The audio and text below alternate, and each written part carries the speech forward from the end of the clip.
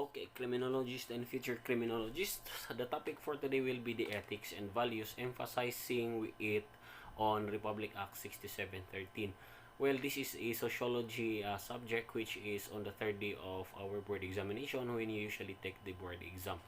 Well, let us first define what is ethic. Ethic refers to the philosophy of moral and standard character set up in every place or set by any race or set by any nation. It shows to us what are the cultures, what are the practiced things, what are the cultures being practiced in one area or one nation. Remember that when you speak of ethic, it is not a standard on the whole world. That is different. That is different on every country, on every race, or in every nation, because the standard character in one place might be different from another race or might be in another nation. Well, when you speak of the philosophy, it is the pursuit of wisdom. It is the try to look of a human behavior. It tells us what is righteous, what is upright, what is good. Okay, this means that it is an ethic. So what is good is ethic, what is not good is not ethical. Now, when you speak about ethics, okay, when you speak about ethics, the ethics is a discipline which deals with trying to study what is the standard of conduct or moral judgment. They try to look at what could be the standard things in one area or in another area. Okay, it is likewise another here is the study of philosophy of human conduct or human actions. Okay, trying to emphasize with knowing or determining what is correct and what is not to the basic principles of this nation or of this race. Okay, in all other terms or in short terms, this is the study on or the analysis of what will constitute what will be considered good or what is bad. So when you say ethic, these are the moral, these are the uprights, these are the actions that are acceptable in one area or in one race or in one community. When you speak of ethics, this is the study on what are the things to be considered as good and what are the things to be considered as bad. Okay, etymology. When you speak of etymology, where did the word came from? What in what word did this this word came from? Okay, so on the etymology of terms, the word ethikos came from the Latin, which is also believed to be coming from the word ethikos or ethos. Okay, both of them meaning to say character. So everybody of us, every person has their own character. Okay, now this character will serve as stamp or mark to one person. Okay, so for example, one of your friend, you characterized him as having a behavior of this, or having the behavior of friendly, okay, or having this unique character that you can only look to him, or you can only find to him, or you can only identify that person by this kind of character. It refers to a mark or a stamp wherein if you remember this thing or if you remember this act, or if you remember this behavior, there be only one person who would you think of. Okay, and that will be considered as its character. Coming from the French word caractere or character letter K for the Greek.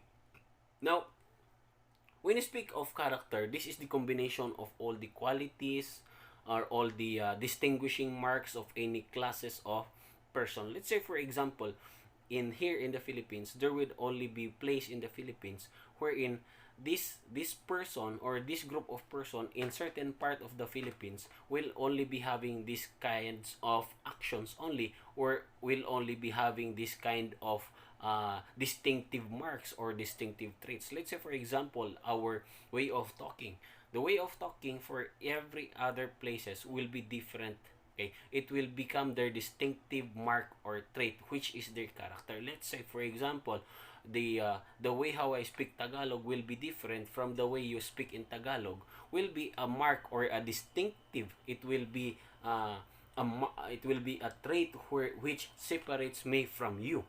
Okay. Collectively, or as a group belonging to a person or a group of person, a class or race. Let's say for another example is African American has their way of celebrating birthdays, and the Filipinos has their own way of celebrating birthdays, which makes them distinct from one race to another, or from one person to another, or from one class of person to another. Okay, the individuality, which is the product of nature, habits, or environment. Remember, this character will only be formed that depends on our nature, the nature where we stay, the habits that mm, we try to adapt when as we grow older, the environment where we live. Okay, let's say for example, in a place where you live, okay, you live in a city. So a person who grow up in the city will be having a kind of character which is only be distinct to them. Whereas for persons who have grown in provinces will be having a distinct character, a distinct quality, or a certain habits, or a certain behaviors which is only for them. Okay, what else? Okay, sometimes we consider this as high qualities. Okay, or the moral force, or this will serve all in all as our reputation. That is on character. Moving on, we try to study also what is moral. Moral, or this moralis or moris, okay, it is the customs or manners. Okay, when it comes to customs or manners, again, that depends on the place where we belong, or in the area where we have grown up, because some standard behavior in one place or in one area will be another standard behavior in one area. Okay, so today the word moral is also synonymous to, or it is the same as, being dutiful, being ethical, being good. Okay, being if you are good in a community and you perform this as the best, okay, you will be excellent for them. Okay, you will be considered faithful because you follow what is standard in the community, okay, which is good. Okay, you are honest in a sense that you are doing what are the things that it is acceptable to your community. Okay, honorable, so, and it is incorruptible because you do not do against them. Okay, so you will become just. Okay, pious, you are religious, you are correct, you are righteous, you are true, you are upright, you are virtuous and trustworthy. So if in your place it is acceptable for you to say this kind of word, and it is acceptable for your own place, that will be considered as moral for you. You are moral for them. You are ethical for them. You are correct for them. You are honorable. But if you go against this kind of standard, or these kinds of action against them, they will be considering you immoral. Or let's say for example, the word moral will be having a marrying first before having children, or before sex, for example. Okay, it is it is moral according to your father, grandmothers, or great grandparents to at least have marriage first before this kind of sexual acts, and that is being moral. If you follow it, you are moral. If you do not do it, you are a part of, in this definition, an immoral person, a non-virtuous person. You are not upright. You are not righteous person. You are not religious person. Well, that depends on cases. It's a case-to-case basis. So, when you speak of ethical, it is a condition wherein, in accordance with what is the right principles as defined by the given system. Again, when you speak of system, in your community. Okay? So, what is it that is good in your community? According to them, this is good. So, if you follow these goods, or if you follow these things that it is according to them, it must be, this is considered good. If you follow it, you are ethical. So if they say it is good for every man to have to marry when he has a house, he has a car, and he has a good job, okay, that is the system given to you by your community. Then if you do not follow it, you are non-ethical. But if you follow it, you are ethical based on the system that it is given to you, that it is bestowed to you by your community. So values is a principle, or it is a wisdom. It is the standard or quality that has been freely chosen from alternatives and acted upon, which is considered worthwhile or desirable. Okay, these are the guides. Okay, when you speak of principle, it serves as guide for every person. Everybody of us has their own principles in life, which these principles will guide us for a better person. So when you speak of values, these are the guides, these are the things or the standard or quality that you must have. A freely choose it from the all other activities, from all other alternatives, which you will perform it and you will be considered worthwhile or desirable. You have your own values. Okay, next thing. So after defining all those important terms for ethics, okay, we now have, we'll be answering here. Let us first define more terms. So of course, crime is an act committed or omitted in violation of law forbidding it or commanding it.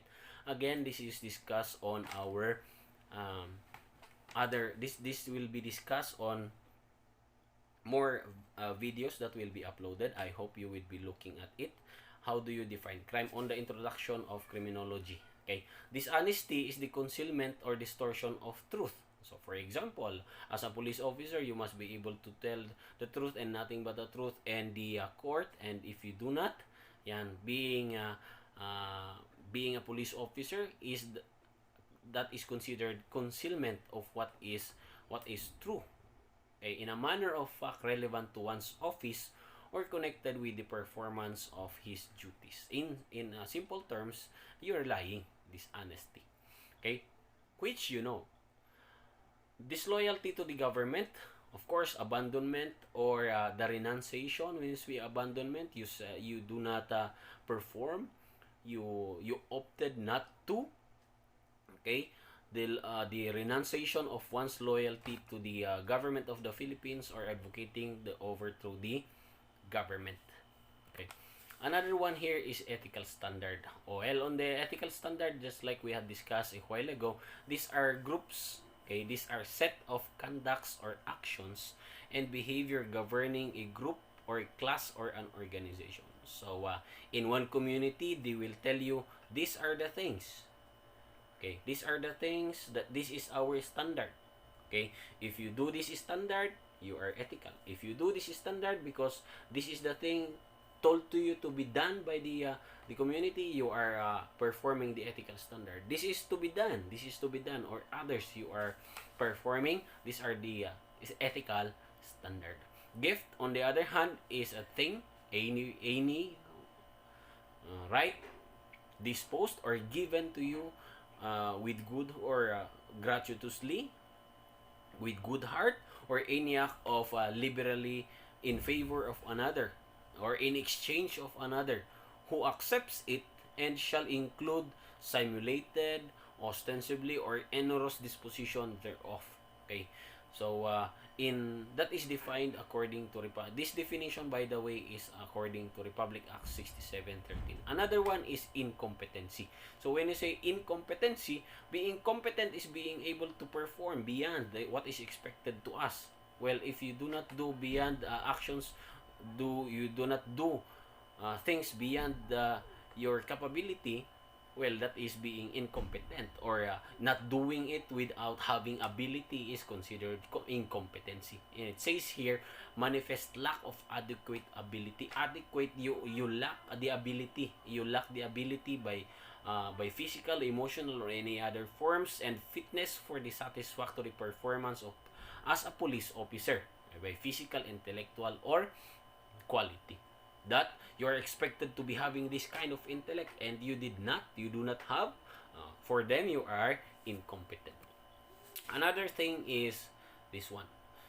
The next definition of term here is our malfeasance. So when you speak of malfeasance, from the preposition mal, which is considered wrong, okay, this is the performance of an act, doing such action which is ought not, which should not be done, which should not be performed. Okay? Either by ignorance, okay, not knowing it, inattention or lack of attention, or because of malice, okay, by planning, okay, of that which the officer had no legal right, meaning to say you perform things which you do not you should not do, and you do not have the power, you do not have the authority. Okay, without any authority whatsoever exceeds, you ignore it or abuses it, it is malfeasance. Okay, so another thing is misconduct. Misconduct from the preposition mis, which means badly or unsuitability. Okay, which is on the prefix of it, and then being not able to apply the good conduct, not able to suit with the what is conduct. Okay, so this is premeditated, meaning of course criminologists understand premeditated, advanced planning as they say, obstinate or intentional purpose, transgression or transgress, that is you did not follow, okay, with will of some established and definite rule of action where no discretion is left except that it is except what necessary may demand. So that is on misconduct. Another thing is misfeasance. So when speak of misfeasance, it is the improper performance of some act which must be lawfully done or performed, or lawful act in unlawful or culpably negligent manner. Or in other definitions, this is the improper performance of an action which a police officer must do. Okay, you are required to do it, however you did not perform. Okay, well, you are required to do it, but the way of performing it is improper. Okay, it's not acceptable. Okay, so it is supposed to be good, however because of irregularities during the performance of this duty, it becomes misfeasance. Okay, on the other hand, it is morality or morals. Okay, so it is judged as good, also describes someone's to has capacity to value judgment and discern from wrong. That was discussed. Okay, moonlighting. On moonlighting, when you speak of moonlighting, this is the pursuing of another occupation or another job, or engaging in any business, okay, which is inconsistent or incompatible with the PNP duties or functions. Being a police officer at that is to preserve peace and order. Any work or any job which is incompatible, which is not consistent with your work, which is not compatible, which does not match as a police officer's way of preserving peace and order, is considered moonlighting. Okay? Because as a police officer, you are a full-time public servant, and you are expected to do it in 24 hours if possible, because you are paid to do these kinds of actions. Other than that is considered moonlighting. Okay, inconsistent, okay, to the function or duties as a police officer. One thing here is nonfeasance. Then the word nonfeasance is the omission or the non-performance of an act which is ought to be done. Okay, so it says here the refusal without sufficient excuse, meaning that is you did not really perform the actions which as a police officer you are to perform it. Okay, well, we have to differentiate what is nonfeasance, misfeasance, and nonfeasance. When you say malfeasance, from the start, okay, you are not allowed to do it. However, you performed it. That is malfeasance. Okay, misfeasance, it is supposed to be correct, but because of irregularities or mishaps in that happens during the performance of your duties as a police officer, it became wrong. Okay, and nonfeasance is the non-performance of an act, meaning to say you are required to do it, however you did not, you opted not to do it. Okay, 13th definition of term oppression. For oppression, this imports an act of cruelty, severity, unlawful execution, or excessive use of authority. Okay, so as a police officer, cruelty by physical or emotional, yan, severity, or uh, how severe it is, okay, unlawful execution, wrong manner of doing it, okay, or overuse of your authority as a police officer as considered oppression, okay. Another one is police customs and social decorums. For these police customs and social decorums, these are set of norms, set of standards, okay, practiced by all PNP personnel in our case, okay, during community gathering, social gathering, or any other kinds of functions. So that as a police officer, there are some customs, there are some traditions or decorums that you must perform while you are in the community. Okay? Maybe because you are a police officer, the eyes of the people are in you because since you represent the whole of the Philippine National Police. And then police ethics, the practical science that treats the principle of human morality and duty as applied to police officers. So, what is good and what is bad? Okay, being applied what is good and what is bad in the field of law enforcement will be considered as police ethics. Okay, professional conducts, these are behaviors governing a particular profession. Okay, let's say for example, in every profession, what are the things to be expected to them? A doctor has a different conduct. Okay, a police officer has a different conduct. A criminologist has a different conduct. A nurse has a different conduct. Okay, a lawyer has a different conduct according to their own and our own professions. If you follow it, that is your professional conducts. Okay, public official, anything that is being elected or appointed officially, and employees, permanent or temporary, yan, whether career or non-career service, including military and police personnel. They are all public official. Okay. Public officer, any person holding a public employment by virtue on appointment. Okay. Elections or contract. That will be considered as public officer, and any person holding any office or appointment contract in a state-owned and controlled corporation.